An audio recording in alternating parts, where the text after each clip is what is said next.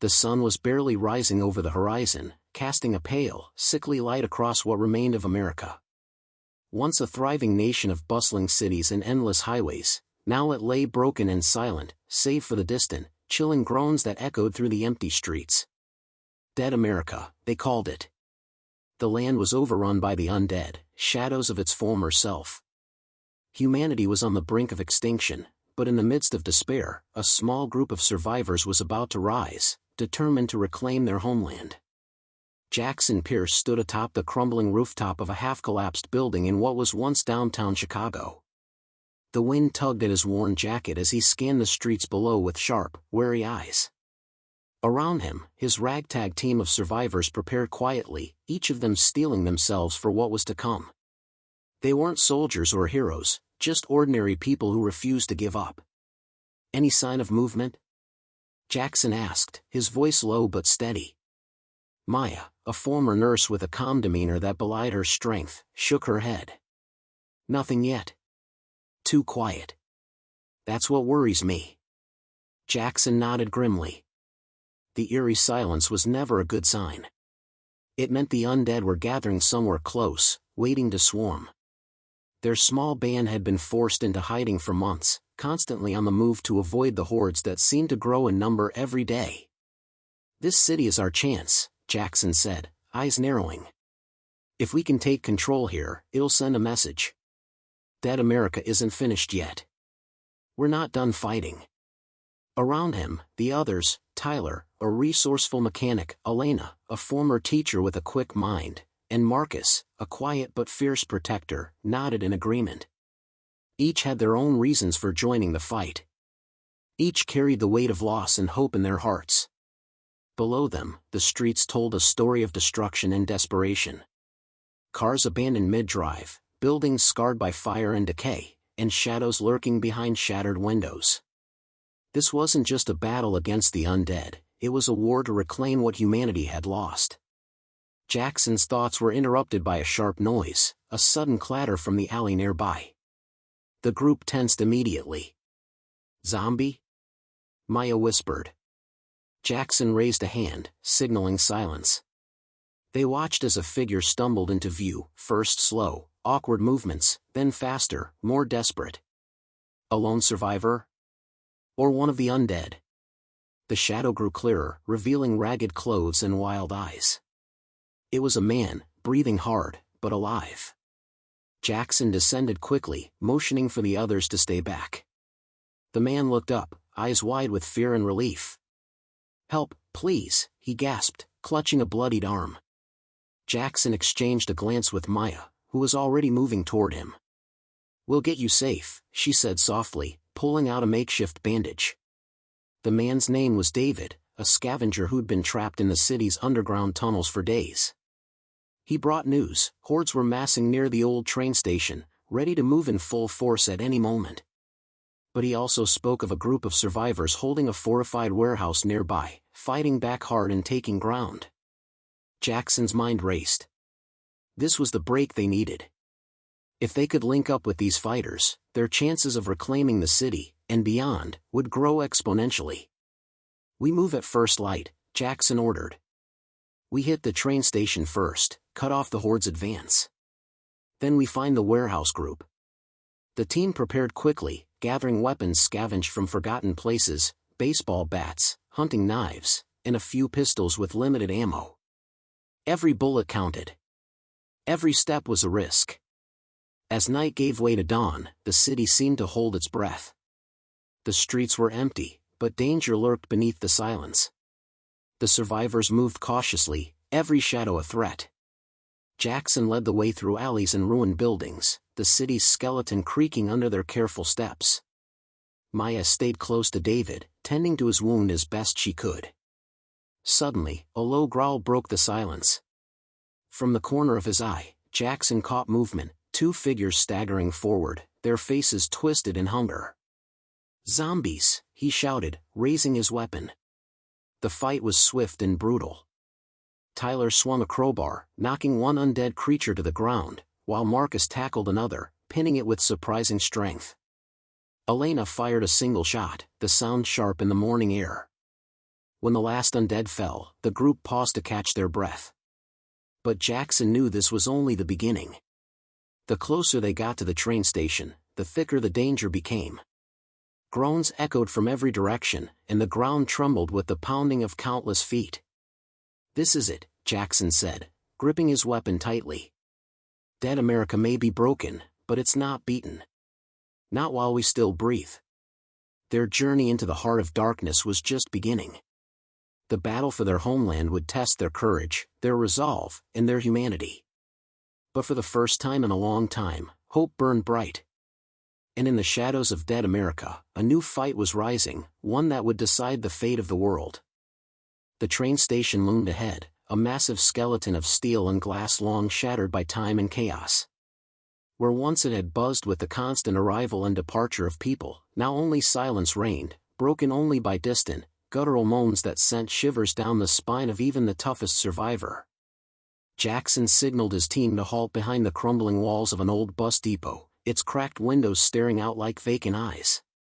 The streets before them were empty, but the heavy air carried a warning. The undead were near, lurking just beyond sight. "We need to scout the perimeter," Jackson said quietly, voice tense but controlled. "We can't walk blindly into a trap." Tyler nodded, pulling his crowbar tighter in his hands. "I'll check the east side. Marcus and I will cover each other." Elena glanced around nervously. "What about Maya and David?" "They'll stay with me and watch our backs," Jackson replied.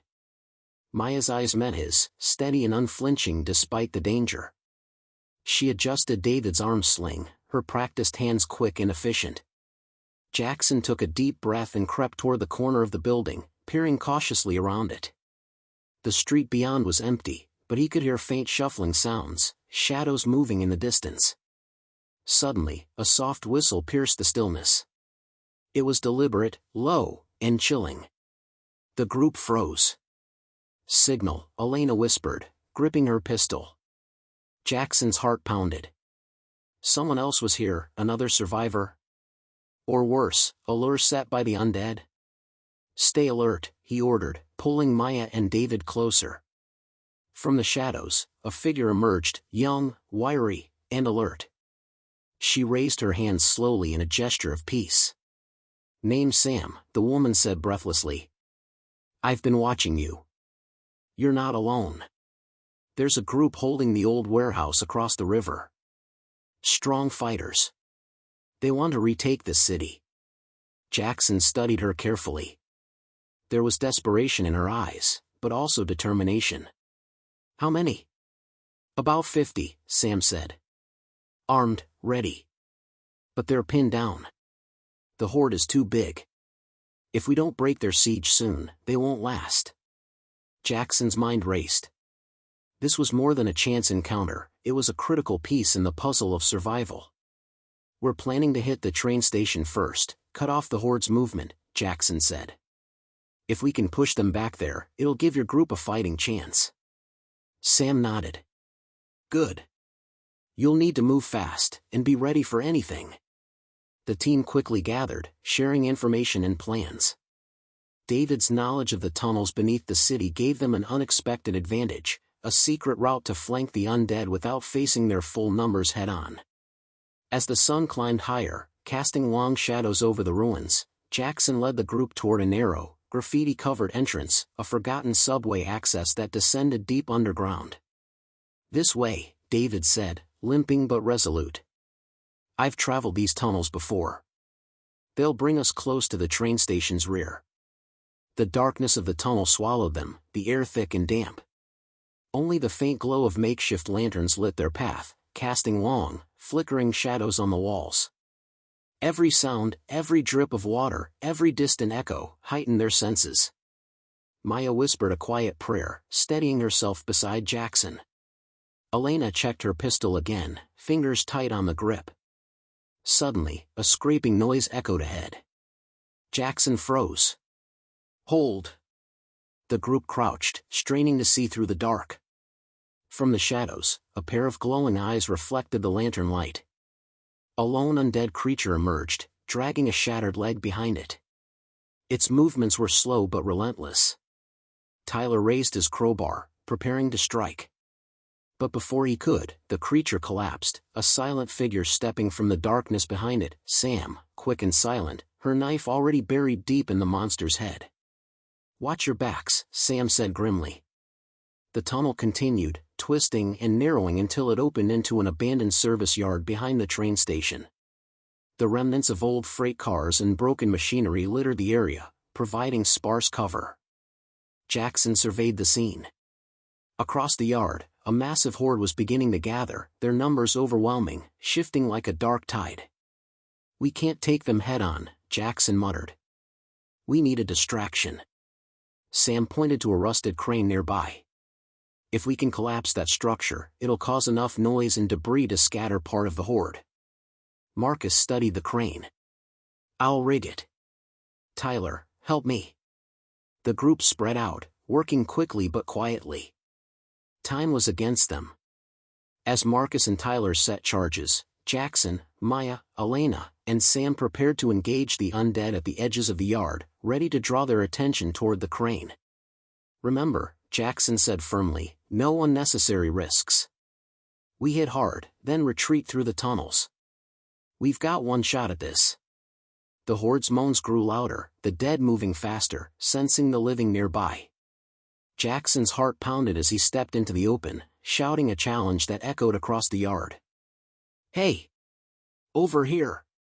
The undead turned as one, their attention locked on the small group. The battle had begun. Maya swung a heavy pipe, knocking one creature down before twisting away from another's grasp. Elena fired carefully, each bullet finding its mark. Sam moved like a shadow, swift and deadly, carving a path through the monsters. Behind them, Marcus and Tyler triggered the charges. The crane groaned and shuddered, then collapsed in a shower of sparks and metal, crashing down with a thunderous roar. The noise shattered the air, and part of the horde scattered, confusion rippling through their ranks. "Now!" Jackson yelled, signaling retreat. The team raced back toward the tunnel entrance, pursued by snarling undead.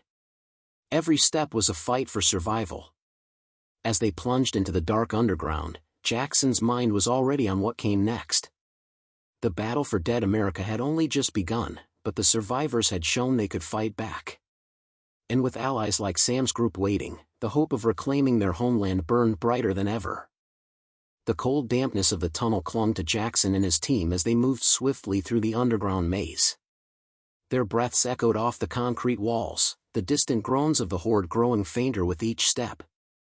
For a moment, the danger seemed to recede, but Jackson knew better than to let his guard down. In dead America, safety was always fleeting.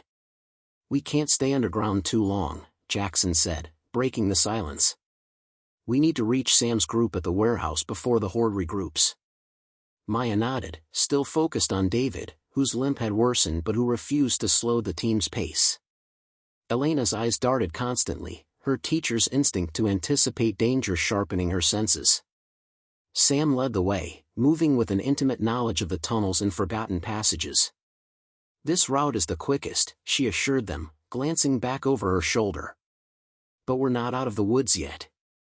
The group followed, the weight of exhaustion heavy on their shoulders, but hope burning stronger than ever. Suddenly, a sharp noise shattered the tunnel's relative quiet, a distant clang, like metal striking stone. Everyone froze. "Trap," Marcus whispered, his voice low and tense. Jackson signaled for silence, his eyes scanning the darkness ahead. Then came another noise, a soft, almost human whisper. "Who's there?" Elena called out cautiously. From the shadows, figures emerged, survivors, ragged but wary, faces smeared with dirt and fear. Their leader, a tall man with piercing eyes and a scar across his cheek, stepped forward. "We've been waiting for you," he said grimly. "Name's Carter. We're the ones holding the warehouse Sam mentioned. You're welcome to join us, but be warned, it's not a safe place." Jackson studied Carter carefully. There was truth in his tone, but also something more, a cautious hope. "We're ready to fight," Jackson replied. "Together."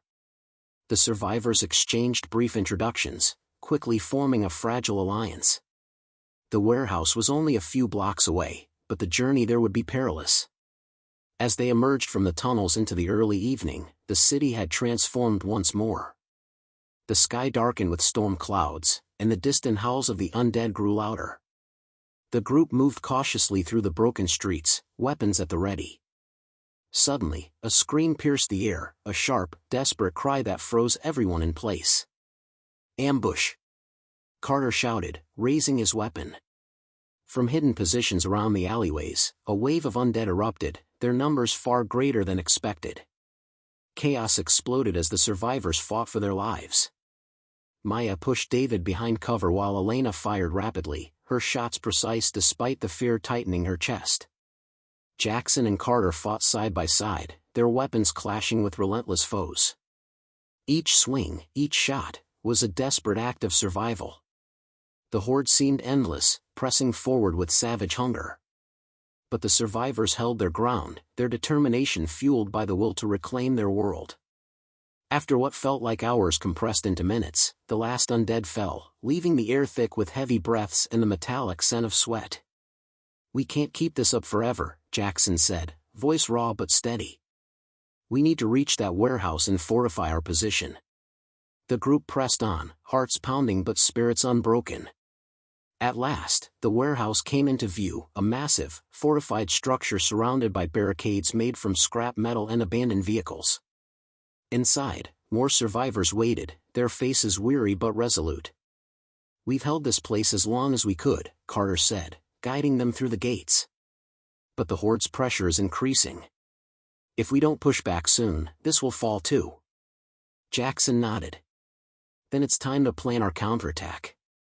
Inside the dimly lit warehouse, maps and makeshift weapons lined the walls. The survivors gathered, sharing information and strategies. Elena studied the maps carefully. "If we can secure the train station and cut off the horde's reinforcements, we might turn the tide." Sam added, "We'll need every able body for the fight ahead." No mistakes. The room filled with a tense energy, hope tempered by the heavy weight of the coming battle. Jackson looked around at the faces before him, people who had lost everything but refused to surrender. "This is our home," he said firmly. "Dead America may be broken, but it's not finished. Together, we fight. Together, we take it back." The survivors responded with a quiet but fierce determination, ready to stand and fight for every inch of their homeland. Outside, the night deepened, and the distant groans of the horde echoed like a haunting reminder of what was at stake.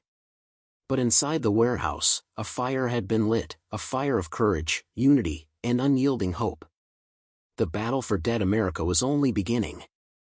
The warehouse hummed with activity under flickering lights, its walls lined with makeshift barricades and scavenged weapons. Survivors moved purposefully, patching wounds, loading guns, and reinforcing their defenses. The air was thick with tension and the scent of sweat, dust, and determination. Jackson stood at the center of the chaos, poring over maps spread across a battered table. Elena leaned in beside him, her fingers tracing potential escape routes and supply lines. Around them, voices rose and fell in a mix of hope and worry. "We've got maybe 2 days before the horde returns," Carter said grimly, arms crossed as he surveyed the preparations. "They've been testing our defenses, probing for weaknesses. They won't give up easily." Maya adjusted David's sling as he rested against a crate, exhaustion evident in his pale face. "We need a plan that hits them hard, fast. Keep them off balance." Sam nodded, her eyes sharp with resolve. "I've been watching the patterns. The horde's strongest near the train station. If we can take it, we cut off their main feeding ground." Jackson folded his arms. "But we can't just rush in. The undead outnumber us by at least 10 to 1. We need something more." "Then we hit them where it hurts," Elena suggested. "Hit their supply lines, their weak spots in the city. If we disrupt their movements, we buy time." "Exactly," Jackson agreed. "This isn't just about surviving. It's about reclaiming our home." The survivors gathered, forming teams assigned to various tasks: scouts, fighters, medics, and lookouts.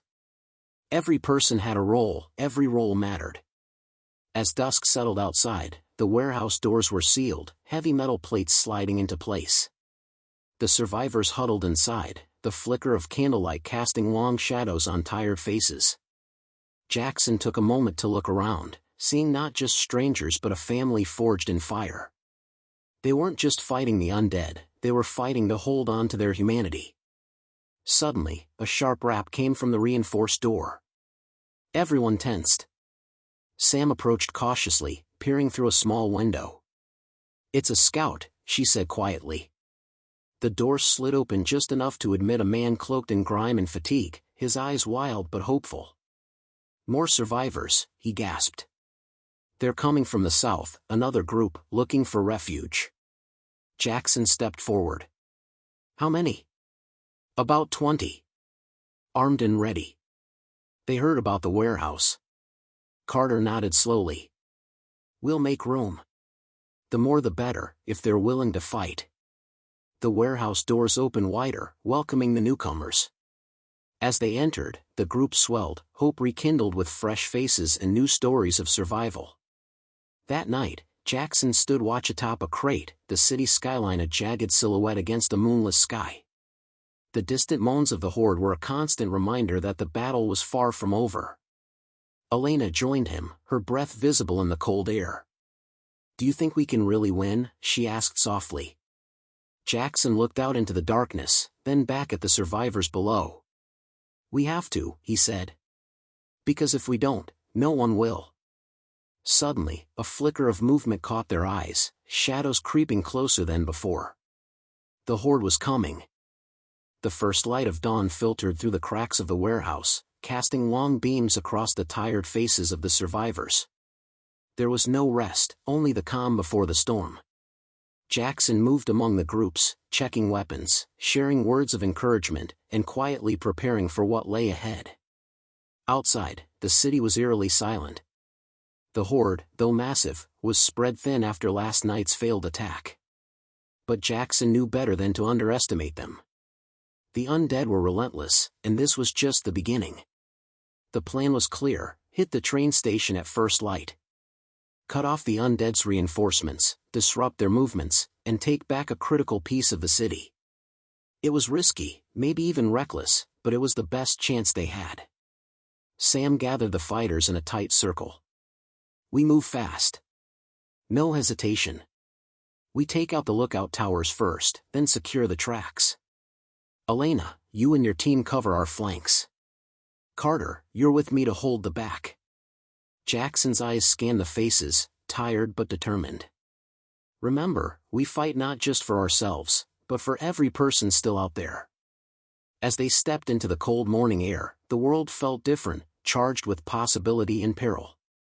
The survivors moved like shadows, silent and purposeful, weaving through abandoned streets and shattered buildings. The train station loomed ahead, a fortress of steel and concrete, guarded by snarling undead clustered like a living wall. Jackson's heart pounded, but his grip on the rifle was steady. "On my mark," he whispered. The attack began. Gunfire erupted, echoing off the buildings. The undead shrieked and stumbled, momentarily caught off guard. Survivors darted between cover, picking off stragglers, moving with practiced precision. Elena's team flanked the horde, their shots ringing out as they cleared side entrances.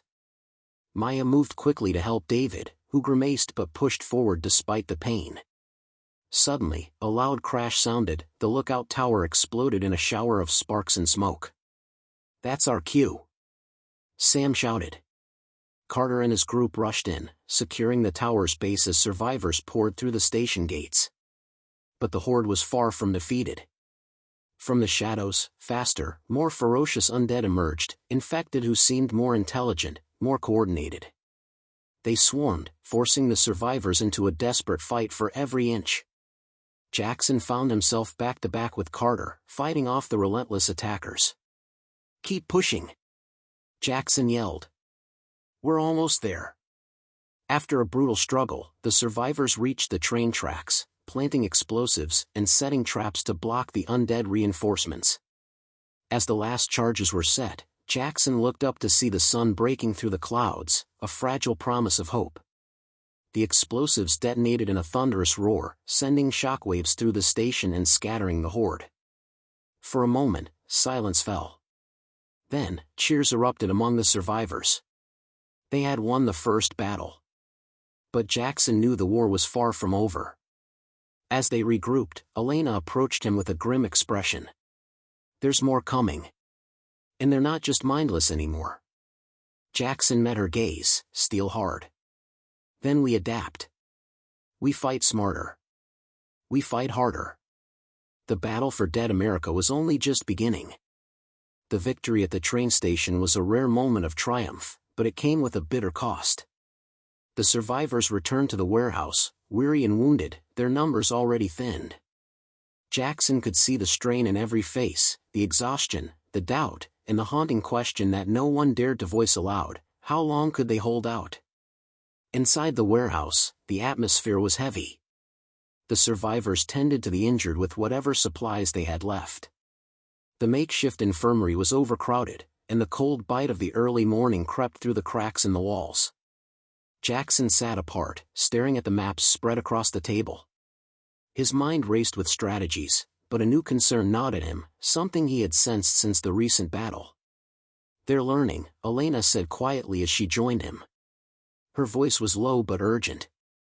"The horde isn't just mindless anymore. Some of them move with purpose. They're hunting us." Jackson nodded. "I've seen it too. They're adapting, coordinating attacks. We can't fight this like a simple skirmish." Elena's eyes darkened. "There's more.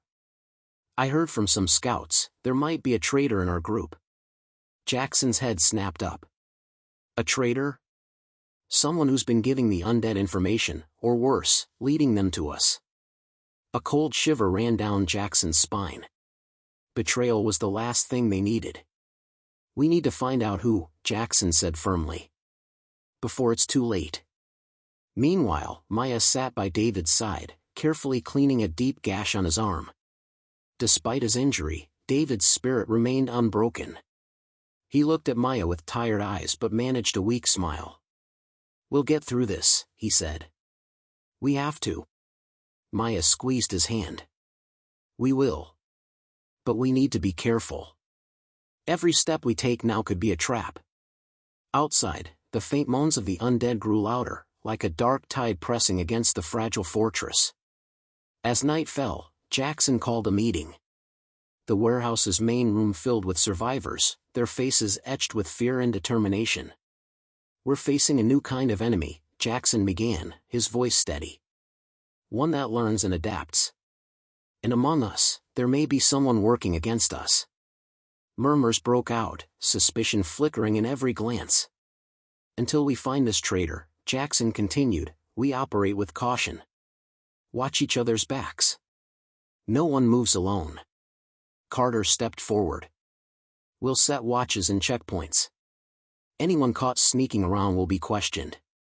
The survivors nodded, some reluctantly accepting the harsh reality. As the meeting ended, Jackson felt the weight of leadership heavier than ever. The fight was no longer just against the undead, it was against fear, distrust, and the unknown enemy within. Later, alone in his quarters, Jackson stared at a photo of his family, long gone in this shattered world. The memories fueled his resolve. "We'll win this," he whispered to himself. "For them. For all of us." But as he turned off the light, a shadow moved silently outside his door. The battle for dead America was no longer just about survival, it was a fight for trust, for hope, and for the very soul of humanity. The night was restless. Even the slightest noise caused survivors to stiffen, their eyes scanning the darkness beyond the warehouse's walls. Jackson couldn't shake the feeling that they were being watched, not just by the undead outside, but by someone inside their own ranks. The suspicion was a poison spreading fast, and Jackson knew it threatened to tear them apart from within. Trust, once their strongest bond, was now fragile and broken. At the break of dawn, Jackson called another meeting.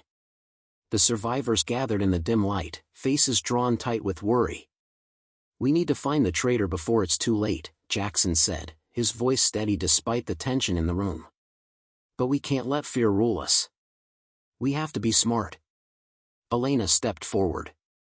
We'll start with smaller groups. Everyone reports any strange behavior or missing supplies. No one is above suspicion. Maya's gaze swept the room, her sharp eyes catching the nervous twitch in a young man near the back. Jackson nodded. We'll set watches in pairs.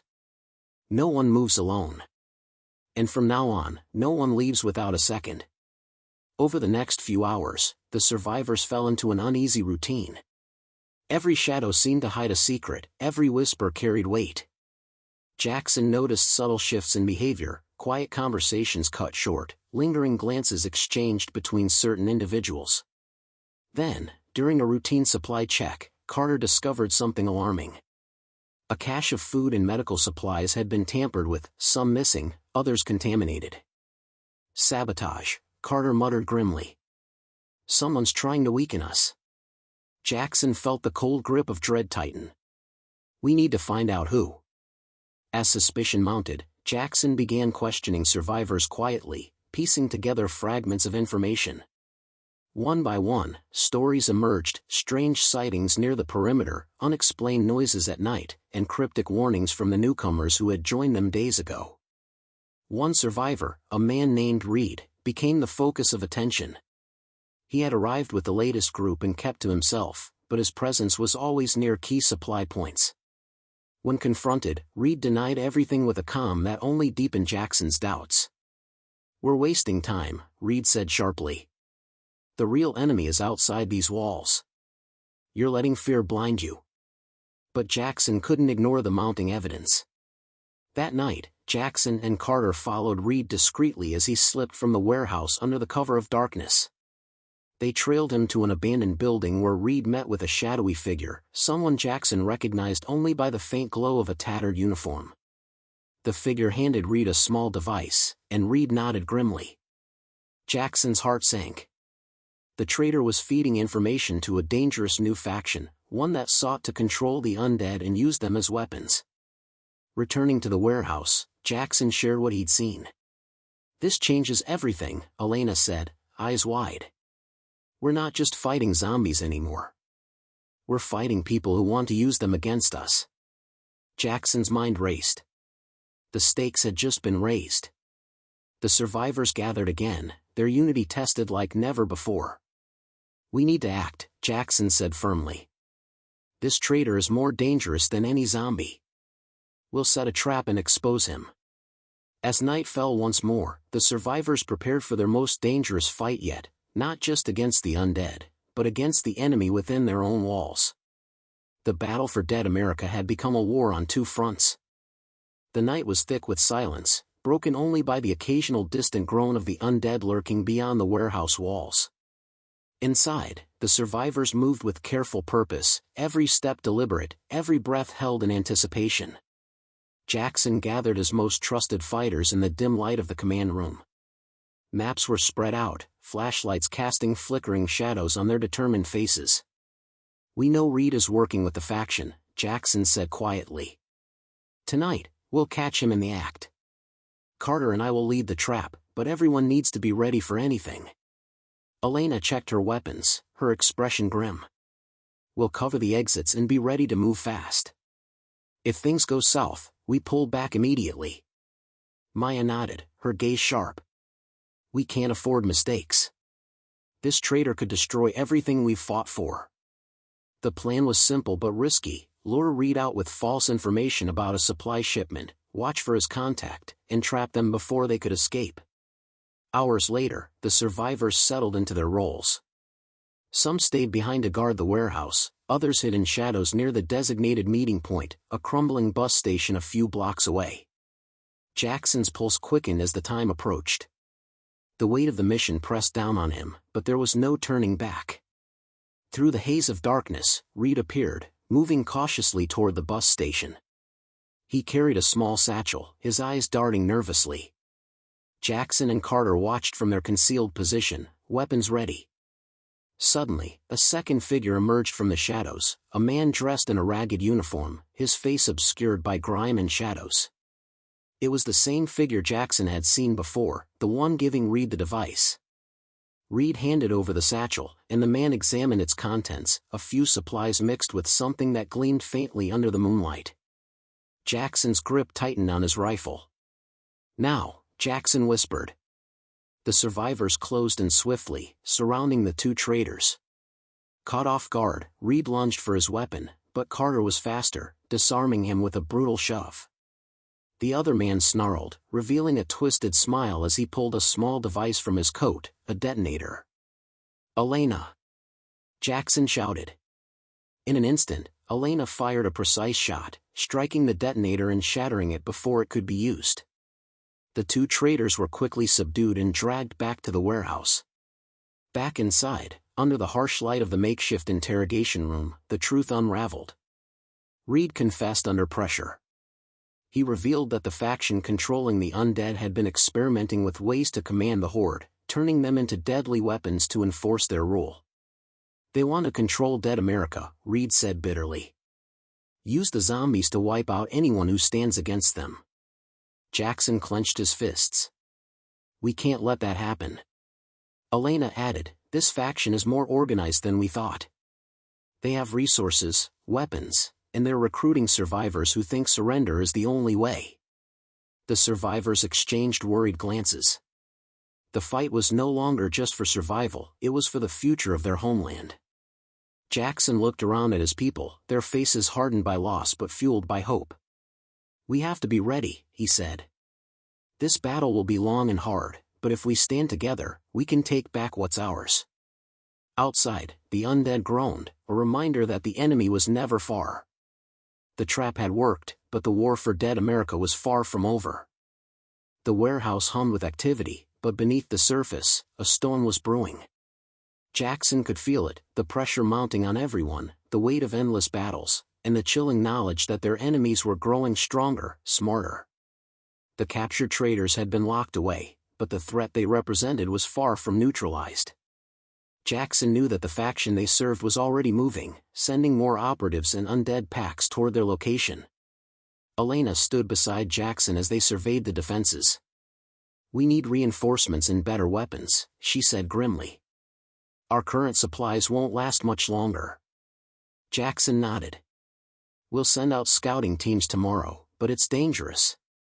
The roads are crawling with the undead, and the faction's patrols are everywhere." Maya, who had been quietly listening, stepped forward. "I have a plan," she said. "There's an old military base about 50 miles east. It's rumored to have weapons and vehicles left behind. If we can get there, it could change everything." Jackson studied her carefully. "That's a long, dangerous trip." "I know," Maya admitted. "But it might be our only chance." Jackson hesitated, then made a decision. "We'll prepare a team to leave at first light. It'll be risky, but if we fail here, we fail everything." That night, the survivors gathered, exchanging stories and steeling themselves for what was to come. The fear was real, but so was the determination. As Jackson walked through the makeshift camp, he noticed tension simmering between Carter and Reed, the traitor still under guard. Carter's jaw was clenched every time Reed was near, his distrust palpable. "Let him rot," Carter muttered to Jackson one evening. "People like him don't deserve mercy." Jackson placed a hand on Carter's shoulder. "We fight for more than just revenge. We fight to rebuild. Remember that." The next morning dawned cold and gray. The team assembled quickly, Maya, Carter, Elena, and a handful of others hardened by battle. Jackson gave them final instructions. "Move fast, stay quiet, and watch each other's backs. We'll hold down the warehouse while you're gone." As they disappeared into the mist, the survivors left behind braced for whatever came next. But the enemy was already closing in. Far beyond the city, the faction's leader watched the surveillance feed with a calculating eye. "Send reinforcements," he ordered. "Cut off their escape routes. Make sure they don't reach that base." Back at the warehouse, Jackson paced the floor, tension gnawing at him. Suddenly, a loud crash echoed outside. The undead had found them again, larger in number, more aggressive. "Prepare to defend!" Jackson shouted. Survivors grabbed weapons, rushing to their positions. The battle was brutal and chaotic. The undead surged forward like a dark wave, relentless and hungry. Elena and Carter fought side by side, covering each other as the attackers pressed closer. Maya moved through the chaos with precision, picking off zombies with calculated shots. Jackson fought fiercely, his determination unwavering despite the overwhelming odds. After hours of fighting, the survivors managed to push the undead back, but the cost was high. Several fighters were wounded, and supplies dwindled further. As the dust settled, Jackson looked around at his people, their faces smeared with dirt and exhaustion, but their eyes still burning with resolve. "We hold tonight," he said firmly. "Tomorrow, the team comes back with what we need." But deep inside, Jackson feared the worst. The battle for dead America was far from over, and the price of freedom was growing higher every day. That's part 9. The story escalates with a daring plan, internal conflict, and an intense defense scene to keep listeners hooked. Would you like me to proceed with part 10, the final part? Part 10, Victory and New Beginnings. The sun barely pierced the heavy clouds as the scouting team approached the military base. The long journey had been grueling, narrow roads littered with wreckage, pockets of undead lurking in every shadow, and the constant threat of the faction's patrols closing in. Maya led the group through the rusted gates, her heart pounding. The base was eerily silent, a ghost of the world before the collapse. Inside the hangars and barracks, abandoned weapons and vehicles lay frozen in time, waiting for the hands of survivors brave enough to claim them. "Quick," Maya whispered. "We have to find ammo, fuel, and any gear we can use." The group spread out, searching quickly but carefully. Carter found crates of ammunition, while Elena discovered fuel tanks that could power vehicles. As they gathered their haul, the distant sound of engines sent a chill through the air. "We've been spotted," Carter said grimly. "Faction reinforcements. They're coming." Maya barked orders. "Load up and move out. Now." They scrambled into an old transport truck, its engine coughing to life. Tires screeched as they tore out of the base, racing down the cracked highway. Behind them, the faction's vehicles roared in pursuit, their lights piercing the gloom. Back at the warehouse, Jackson and the remaining survivors waited anxiously. Hours dragged by like years. Then, the distant rumble of engines. Relief flooded the camp as Maya's team returned, battered but victorious, carrying the precious supplies that could turn the tide. "Let's get to work," Jackson said, rallying the group. With new weapons and fuel, the survivors fortified their position, preparing for the inevitable next assault. Days later, the faction launched a full-scale attack, using the undead as weapons and their own fighters as shock troops. The battle was fierce, explosions shook the ground, gunfire echoed endlessly, and the air was thick with dust and determination. Jackson led the charge, rallying his people with a fierce cry. Elena covered the flanks, picking off enemies with deadly precision. Maya coordinated the defense, moving like a shadow through the chaos. Carter fought with unmatched fury, protecting those who couldn't defend themselves. Slowly but surely, the survivors pushed back the faction's forces. One by one, enemy vehicles were destroyed, and the undead were driven back beyond the city limits. Finally, as the sun set behind the horizon, the last of the attackers retreated. The survivors stood victorious, but exhausted. Jackson looked out over the battlefield, the cost of freedom etched into every scar and tear. "We've taken back our home," he said quietly, voice thick with emotion. "But this is just the beginning." Elena stepped forward, placing a hand on his shoulder. "We rebuild. We remember. And we stay ready." The survivors began clearing debris, tending wounds, and repairing what they could. Though the world was still broken, hope blossomed in their hearts. Dead America was no longer a land of despair, it was a land reborn through courage, unity, and unyielding spirit. Jackson gazed at the stars emerging in the twilight sky, a promise in his heart. As long as they stood together, the future belonged to them. And so, the battle for dead America ended not with darkness, but with a dawn full of possibility. That's the finale. It wraps up the story with a climactic battle, emotional payoff, and a hopeful message, perfect for keeping your audience engaged through the entire audiobook. If you want, I can help you with summaries, character descriptions, or even ideas for your next story.